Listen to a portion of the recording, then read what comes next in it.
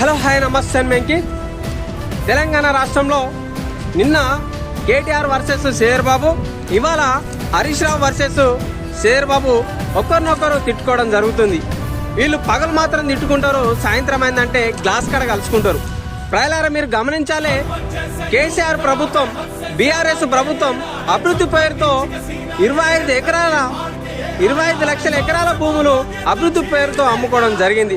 మరి ఈ కాంగ్రెస్ ప్రభుత్వం ఏర్పడి 22 నెలలు అవుతుంది. మరి పైసలు లేవని, కోసిన పైసలు లేవు, నన్ను అమ్మిన నరికిన పైసలు లేవని ఈ పేరుతో ఈ ప్రభుత్వం కూడా అదే రూట్లో అదే బాటలో నడుచుకుంటూ పోతుంది. ఇక్కడ ఎవరు దొంగలు? ఎవరు?